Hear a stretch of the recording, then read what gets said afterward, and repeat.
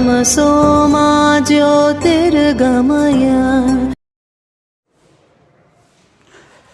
हाय दोस्तों, पिछली बार अपन ने ज्योग्राफी की जो क्लास थी उसके अंदर अक्षांश और देशांतर पढ़े थे। कुछ लोगों ने बहुत सारे कमेंट भी किए थे कि साहब अक्षांश क्या है, पृथ्वी कैसी है कैसी नहीं है। दोस्तों अपने को ज़्यादा यहाँ पे पीएचडी नहीं करनी है। जो अपने किताबों के अंदर जो दे रखा है उसमें से इंपॉर्टेंट जो चीज़ें हैं, कॉन्सेप्ट अपना समझना है कि होता क्या है और कैसे कैसे क्या होती है। बाकी तो किताबों में सब कुछ दे रखा है यार, वहाँ पे आप पढ़ सकते हो। मैं सिर्फ कॉन्सेप्ट क्लियर यहाँ पे करवा रहा हूँ आपको। तो आज आपका समय ज़्यादा, वो वीडियो भी काफ़ी लंबा हो गया था। आज मैं 10-15 मिनट लास्ट बस इतना ही वीडियो बनाने वाला हूं। तो चलिए दोस्तों, आज हम पढ़ेंगे पृथ्वी की गतियां। दोस्तों पृथ्वी की जो गतियां हैं, पृथ्वी की गतियां दो प्रकार की होती हैं। दोस्तों पृथ्वी की गति कितनी है? दो गतियां होती हैं दोस्तों। पहली, अब कौन कौन सी होती हैं वो दो दोस्तों?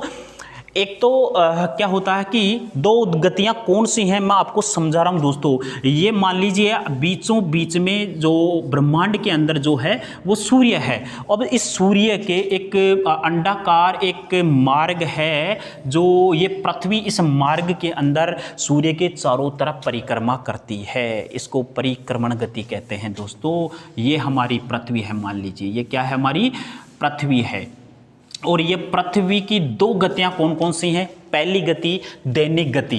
पहली गति कौन सी है? दैनिक, यानी एक दिन के अंदर जो पृथ्वी गति करती है, दैनिक गति कहते हैं। इसका दूसरा नाम है घूर्णन गति, घूर्णन गति। और तीसरा है परिक्रमण गति, परिक्रमण गति। ये तीन नाम है दोस्तों। कौन कौन से? दैनिक गति, घूर्णन गति, परिक्रमण गति। अभी होती क्या है, खुद पृथ्वी अपने अक्ष पर पश्चिम से पूर्व की ओर, दोस्तों ये ध्यान रखना, जो पृथ्वी है पश्चिम से पूर्व की तरफ एक दिन के अंदर 24 घंटे में जो एक राउंड पूरा करती है उसे दैनिक गति कहते हैं, घूर्णन गति कहते हैं, परिक्रमण गति कहते हैं। और इस गति से दिन और रात बनते हैं दोस्तों। दिन व रात बनती हैं, दिन रात बनते हैं दोस्तों। ये हमारी पृथ्वी है। एक तो अपने आप जगह पे है, अपने अक्ष पर घूम रही है। एक तो ये गति है जिसको हम दैनिक गति, घूर्णन गति या परिक्रमण गति कहते हैं। और दूसरी जो प्रकार की जो गति है दोस्तों, वो दूसरा नंबर की जो गति है वो है परिभ्रमण गति। इसको वार्षिक गति भी कहते हैं दोस्तों।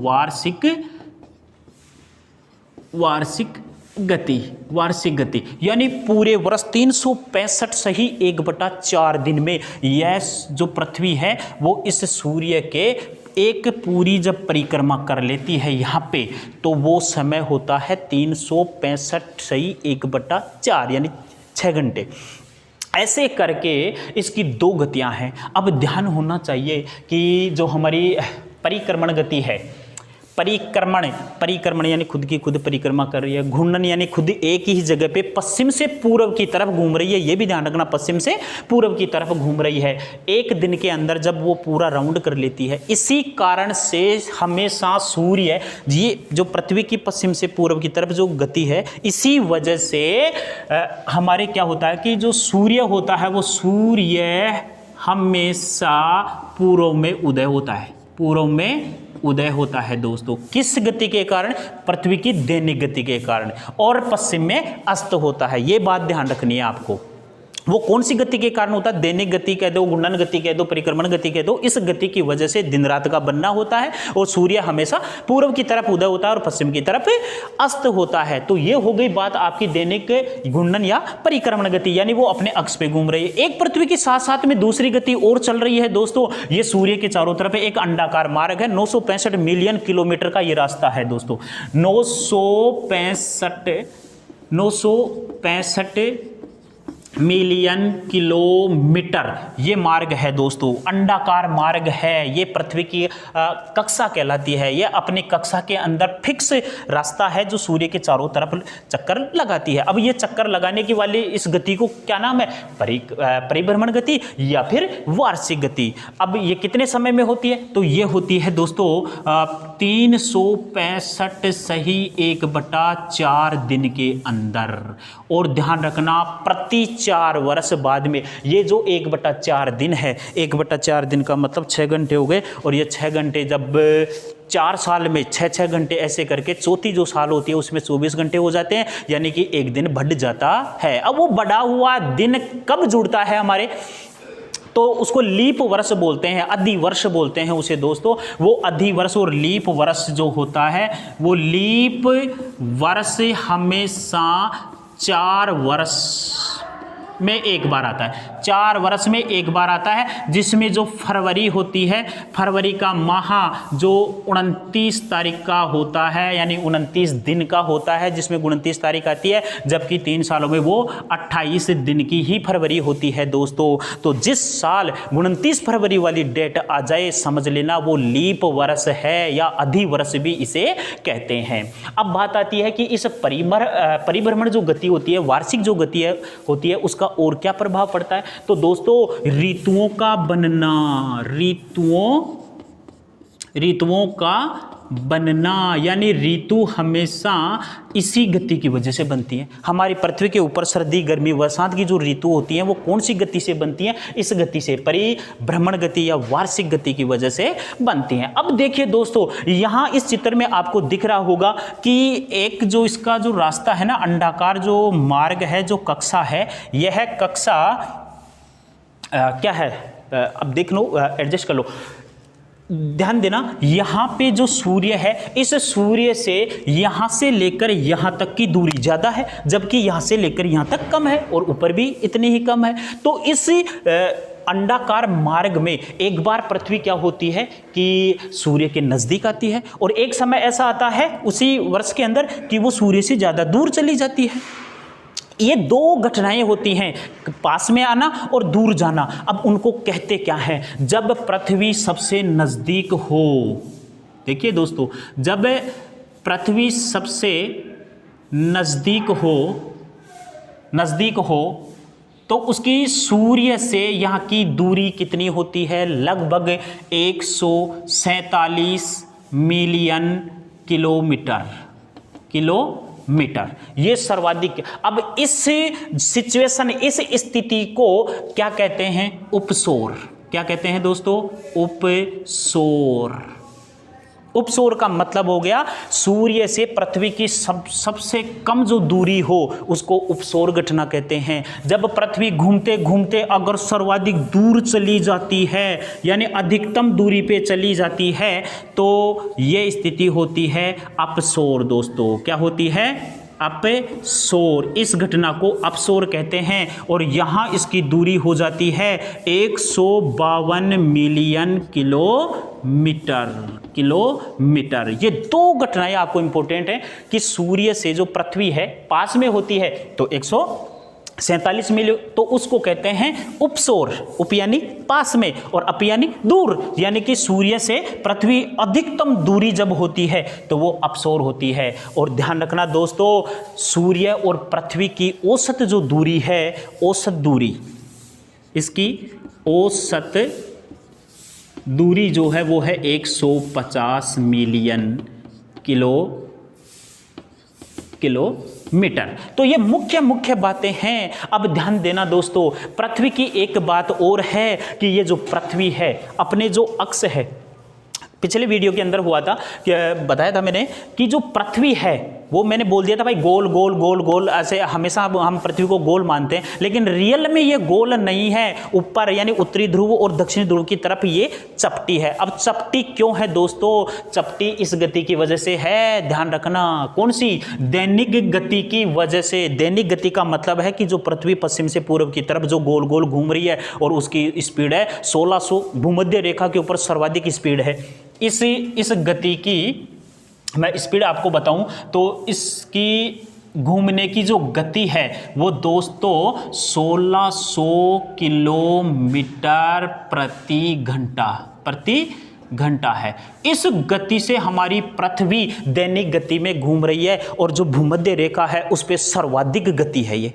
आ जाए कि पृथ्वी की जो दैनिक गति है या घूर्णन गति है उसकी सर्वाधिक गति कहाँ है, तो भूमध्य रेखा पे। भूमध्य रेखा पे दोस्तों जब हम किसी भी चीज़ को गोल गोल घुमाते हैं तो जो बीच वाला हिस्सा है ना वो फूल जाता है, उसका चौड़ा हो जाता है। इसी वजह से भूमध्य जो पृथ्वी का जो भूमध्य रेखीय जो क्षेत्र है वो बहुत बड़ा है, उभरा हुआ है, उभार लिए हुए है भूमध्य रेखा की तरफ, और ऊपर की तरफ चपटा हो गया और भूमध्य रेखा की तरफ क्या हो गया, ये ज़्यादा चौड़ा हो गया। इसका मतलब ये किसकी वजह से हुआ, इस दैनिक गति की वजह से, इस घूर्णन गति की वजह से। जैसे हम पानी की बाल्टी को पकड़ के हाथ में जैसे घुमाएंगे ना तो वो पानी की जो बकेट होगी, बाल्टी होगी, वो अपने को खींचने की कोशिश करेगी साइड में। हम जैसे घुमाते हैं पानी नहीं गिरता है, वो घूम लेता है, घूम जाता है, तो पानी का झुकाव एकदम एक साइड जाता है। उसी प्रकार से यहाँ भूमध्य रेखा की तरफ ज़्यादा उभार हो गया है दोस्तों। तो ये थी बात पृथ्वी की घूर्णन गति की दोस्तों। अब यहाँ पे बात आती है कि जो ये घूर्णन गति है, अब इस घूर्णन गति की वजह से एक बल काम करता है जिसको कहते हैं कोरियोलिस बल। कोरियोलिस बल होता है, जो सबसे ज़्यादा जो कोरियोलिस बल होता है वो उसकी घूर्णन गति की वजह से जो भूमध्य रेखा है वहाँ पर होता है। जबकि इसका प्रभाव क्या होता है, इसका प्रभाव ध्यान रखना, इस गति का जो प्रभाव है कोरियोलिस बल का, यानी अपकेंद्रीय जो वो बल होता है वो ध्रुवों के ऊपर तो बिल्कुल कम होता है और भूमध्य रेखा पे सबसे ज़्यादा होता है। अपकेंद्रीय बल भी कहते हैं इसको, अपकेंद्रीय बल। अपकेंद्रीय बल का मतलब हम गोल गोल घूमते हैं तेज, तो उतना ही वो ज़्यादा बार फेंकने की कोशिश करता है, खींचने की कोशिश नहीं करता। तो ध्यान रखना, ये अपकेंद्रीय बल जो सर्वाधिक होता है वो होता है भूमध्य रेखा पे और बिल्कुल न के बराबर होता है ध्रुवों पे। गति अगर देखा जाए, पृथ्वी की घूर्णन गति सर्वाधिक कहाँ होती है, तो भूमध्य रेखा पर, और सबसे कम होती है ध्रुवों पर। तो होती नहीं है, मेन जो ध्रुव होता है वहां पे तो होती नहीं। जैसे जैसे हम भूमध्य रेखा से ध्रुवों की तरफ जाते हैं तो ये बल कम होता जाता है। तो दोस्तों ये अपना था। अच्छा, बात आती है कि जो हमारी पृथ्वी है, इस 965 मिलियन किलोमीटर का जो अंडाकार मार्ग है, जो कक्षा है, वो जो इसमें जो एक वर्ष में पूरा राउंड करती है, उसकी लगभग गति क्या है, तो इसकी गति है 29.6 किलोमीटर प्रति सेकंड दोस्तों। इस गति से, जबकि अपने को एहसास ही नहीं होता, पृथ्वी की दोनों गतियों का एहसास नहीं होता, हम सिर्फ महसूस कर सकते हैं कि हम सूर्य उदय हो गया, सूर्यास्त हो गया। अब सूर्य उदय सूर्यास्त क्या होता है, जो इस गति की वजह से होता है, दैनिक गति की वजह से।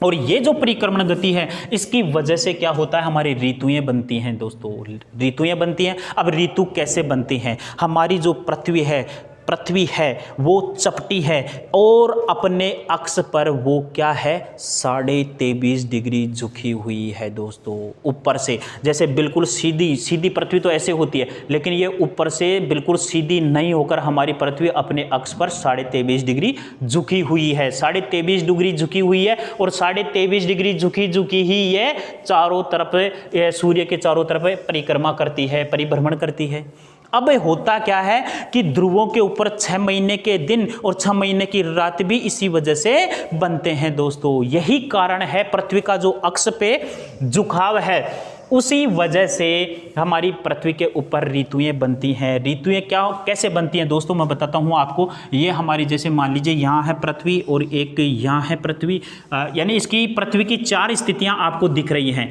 यहाँ पे 4 स्थितियों में अगर देखा जाए तो मैं देखिए इसको थोड़ा तिरछा करूंगा, क्योंकि ये अपने अक्ष पे 23.5 डिग्री झुकी हुई है और ये आ गई आपकी मकर रेखा, भूमध्य रेखा, और ये आ गई कर्क रेखा। इधर भी यही हालत होगा, ये पे झुकी हुई है, येलो येलो येलो, और यहाँ पे भी झुकी हुई है, येलो, ये मकर, भूमध्य, और ये ऊपर उत्तरी ध्रुव और नीचे दक्षिणी ध्रुव। यहाँ पे भी उत्तरी ध्रुव और दक्षिणी ध्रुव, यहाँ पे भी उत्तरी ध्रुव और दक्षिणी ध्रुव, और यहाँ पे भी दोस्तों इस पृथ्वी में भी आपको क्या करना है, बीचों बीच में भूमध्य रेखा, नीचे मकर रेखा, ऊपर कर्क रेखा, ये उत्तरी ध्रुव और ये दक्षिणी ध्रुव। अब दोस्तों इसको अगर आप गौर से देखोगे तो आपको पता चलेगा कि जो हमारी पृथ्वी के ध्रुव हैं, वहाँ पे 6 महीने के दिन 6 महीने की रात कैसे होती हैं। अब यहाँ पे देखिए, ये मान लीजिए सूर्य चमक रहा है, बिल्कुल चमक रहा है, लाइटिंग प्रकाश वगैरह हो रहा है। अब बात क्या है, ये वाली परिस्थिति देखो, सीधा जो फोकस होगा वो भूमध्य रेखा के ऊपर होगा। कहाँ होगा, यहाँ पे भूमध्य रेखा के ऊपर। जब ये परिस्थिति बनेगी तो यहाँ पे भी इसका जो नहीं भूमध्य रेखा नहीं, यहाँ पे आएगी मकर रेखा दोस्तों, ये आएगी मकर रेखा के ऊपर सीधा फोकस पड़ेगा, जबकि उत्तरी ध्रुव है ना इस फोकस से बहुत दूर हो गया, इसलिए ये दक्षिणी ध्रुव जो है वो सूर्य के सामने आ गया। तो यहाँ दक्षिणी ध्रुव के ऊपर सूर्य की रोशनी जाएंगी, यहाँ तक भी जाएगी, यहाँ से स्टार्ट हो जाएगी इसके ऊपर फोकस पड़ना, यहाँ पे आएगी, ये घूम के जब 3 महीने में यहाँ पे आ जाएगी, 3 महीने में यहाँ पे आएगी, तो एकदम से सीधी सरल रेखा जो सूर्य की रोशनी है वो यहाँ मकर रेखा के ऊपर पड़ेगी। नीचे वाले दक्षिणी गोलार्ध की तरफ मकर रेखा है, यहाँ पे तो देखिए मकर रेखा के ऊपर नहीं है, लेकिन धीरे धीरे यहाँ पर आते बिल्कुल इसका जो फोकस होगा वो मकर रेखा पे होगा। इसका मतलब क्या है, दक्षिणी गोलार्ध में जब सूर्य मकर रेखा के ऊपर जब सीधा चमकता है तो दक्षिणी गोलार्ध में गर्मी होती है और उत्तरी गोलार्ध में सर्दी, और हमारा जो उत्तरी ध्रुव है वो इस सूर्य की रोशनी से दूर रहता है, यहाँ से लेकर यहाँ तक। जब यहाँ आते आते आते वो सूर्य के सामने आ गया दोस्तों, यहाँ पे देखो, यहाँ पे सूर्य के सामने उत्तरी ध्रुव आ गया, दक्षिणी ध्रुव हो गया है पीछे। अब पृथ्वी के पीछे की तरफ हो गया तो सूर्य की रोशनी यहाँ पे दक्षिणी ध्रुव पे नहीं पहुँच पा रही। तो ये यहाँ पे ये देख लो, बिल्कुल यहाँ पे है ना कर्क रेखा पे आ गया दोस्तों, यहाँ पे कर्क रेखा की तरफ आ रहा है, ये है भूमध्य रेखा। धीरे धीरे आते आते यहाँ पे बिल्कुल कर्क रेखा के ऊपर सीधा चमक रहा है, जो कि उत्तरी गोलार्ध भूमध्य रेखा से ऊपर। उत्तरी गोलार्ध के अंदर क्या होता है, उत्तरी गोलार्ध में गर्मियाँ, मई जून का जो महीना होता है, मार्च अप्रैल मई जून, और जून 21 जून आता है, 21 जून को यहाँ पे ये स्थिति हो जाती है, 21 जून को ये स्थिति हो जाती है जो कर्क रेखा के ऊपर चलता है। और 22 दिसंबर यहाँ पे आ गया तो ये हो गया 22 दिसंबर, जो कहते हैं 22 दिसंबर को जब सूर्य जो मकर रेखा के ऊपर जब सीधा चमकता है वो 22 दिसंबर होता है। अब बात आती है 21 मार्च और 23 सितंबर, जून जुलाई अगस्त सितंबर, यहाँ पे आ गया 23 सितंबर और ये आ गया 21 मार्च।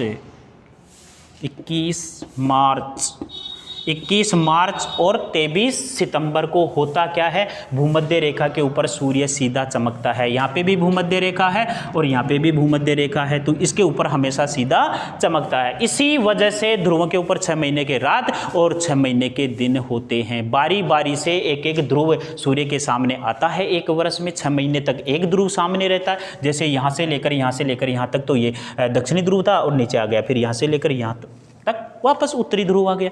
तो ऐसे करके उत्तरी ध्रुव और दक्षिणी ध्रुव में 6-6 महीने के दिन और रात होती हैं दोस्तों। और सूर्य की रोशनी बहुत ज़्यादा, देखो मेन जो सूर्य है ना वो कर्क रेखा, मकर रेखा और भूमध्य रेखा के ऊपर ही बारी बारी से चमकता है, वो ध्रुवों की तरफ नहीं जाता, बस तीनों ही रेखाओं के ऊपर चमकता है। जब कर्क रेखा पे चमकता है तो वो कर्क रेखा कहाँ है, उत्तरी गोलार्ध में, तो उत्तरी गोलार्ध में गर्मियाँ होंगी और दक्षिणी गोलार्ध में सर्दी होगी।